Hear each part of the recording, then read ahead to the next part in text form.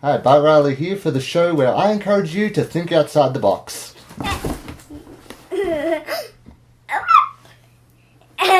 In the week leading up to this recording session, I've been in a state of mind that could be described as intellectually aimless. Mainly during work, I do a lot of physical activity, but not mental activity.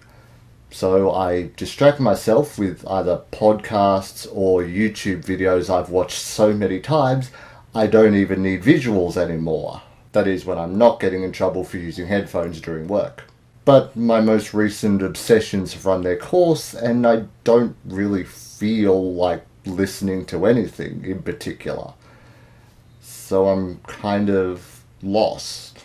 So it's kind of a good thing that this particular episode was next in the schedule, the arbitrary schedule that I just throw together whenever I feel like. Because this one is particularly all about thinking. It actually started out as a gamified exploration of the Gandhi trap. Don't worry, as I explained the game idea, you should understand the concept. The original title was Pacifist Fighter, which is an oxymoron. It's your standard 1v1 fighting game where you are playing a protester and your opponent is a police officer. And the arena surrounding you is full of lots of cameras, either people on their phone and social media or actual news outlets. How you act during the fight will determine what the headlines end up being. If you do any attacks at all, it's aggressive protests and Blue Lives Matter. You know, as a protester, not the kind of thing you want. But if you're doing mostly defensive moves, then they're more stuff like defund the police and all cops are bastards. Congratulations, you got the media on your side. But you lost the fight because you literally couldn't do anything. Don't worry, this isn't the actual suggestion I'm making, because as well as being too soon, there's not a lot of substance to the idea to make a game worth paying for, if that's what you want. Perfect for an experiment online that gets the message across. It doesn't have to be fun. If your audience is having fun with this, you're done goofed. No, the thing that pushed me to expanding this idea was on Twitter. Yes, everybody knows that Twitter is a hellhole, but the people I follow tend to class it up a bit for me to meme at them in response. Like I said, it's a hellhole. But a while ago, a friend of a friend of a friend posted this picture. My response was philosophy smash bros, and the rest is history. Or philosophy. And psychology? But yeah, this is a fighting game like Tekken, Street Fighter, Naruto, with more intelligence than punch face good. Like those games, at least Tekken that I know of, each character gets a story mode where you can travel through their life and have them dramatically monologue their beliefs. Now, of course, you do the obvious choices, Socrates, Confucius, Newton, but the point of this video is for me to suggest some less obvious choices, like ones that were intentionally excluded from history, and recommend a bit more depth to the portrayals of more common ones. More depth than bloody Big Bang Theory. When it comes to alternate costumes, unlockable or purchase, whatever, you've got to do a Bioshock reference for Ayn Rand, but it's a brown lady's pantsuit with a golf club. Objectivist girl boss. Philosophy fashion, darling. Oh my god, that philosopher is fabulous! I did that pretty well. If you're going to do special moves like around the arena, how about a tag team attack assistance from Myers and Briggs? It's Catherine Cook Briggs and Isabel Briggs Myers, the mother-daughter team. I keep thinking Stephanie Meyer, but that's definitely not it. Playing one of 16 animations, depending on who the opponent is. Taking down an architect would be different than taking down an entertainer. Then you'd have to do the personality test for all the playable characters. Seems a bit of work. Throwing in an oddball choice here, Terry Pratchett. Yeah, he's mostly known as a fiction author, but compare him to Ayn Rand, the only difference is he wrote better books. But going against the depth and maturity I've shown up till now, I'm saying don't include Sigmund Freud. As fun as a wrestling move called the Freudian slip-up would be. Once the modding community gets their hands on it, that's just begging to fill your game full of dick. Ladies and gentlemen, this has just become a collaboration.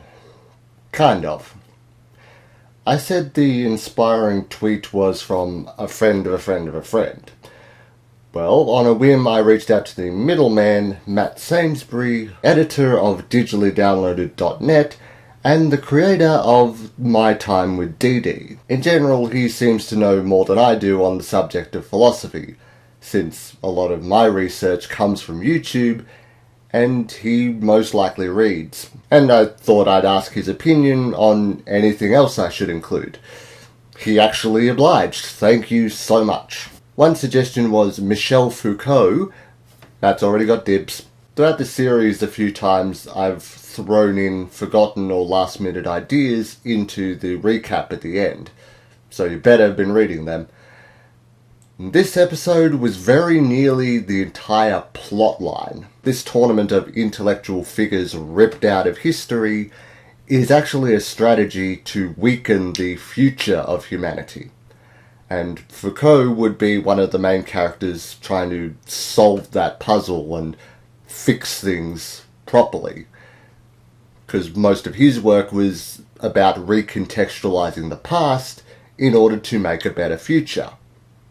So it's like the perfect antithesis. On a personal character level, he'd probably agree with the method, but not the end goal. Also, the element of time travel is a good explanation to represent the best version of everybody. The villain is using their most famous works to identify where they are and when to abduct them, just before publication. Another suggestion was Marquis de Sade, who really works well for the fatalities of Mortal Kombat. If you're going for that hard R rating, how could you forget the father of sadism? And finally, not a direct suggestion from Matt, but another inspiration via his frequent discussion of near automata. It made me think of the robots philosopher Isaac Asimov, whose 3 laws of robotics is the reason that robot uprisings do not work. The actual book of I, Robot explained very clearly that an AI would not use the kill hundreds to save millions method because it is a direct conflict of the rules that would shut them down, or at least make them short circuit. And I used to really like that movie. And despite all that, he could still use robots in his fighting method, just more defense, not direct attack. It's a game full of intelligent people. Use strategy. Thanks for watching. This is my verbal declaration that I will not sue anyone for using the previous outline to create their own work, regardless of how much fame or money you might get from it. I'm definitely not the kind of artist who thinks I can own a concept. However, I would like to see what comes out of this video just for comparison and curiosity. If you do make something or find an existing piece that's similar, please let me know through Twitter or Facebook or email, and I'll happily check it out. And if you want to see the ideas I am working on for myself, please visit my Patreon page for samples and previews, no payment required. Happy creating, Bard Riley out. You want to get that on my head? Yeah. When I say the line. No. I want it. It's on you. I'll stick you in a box. No.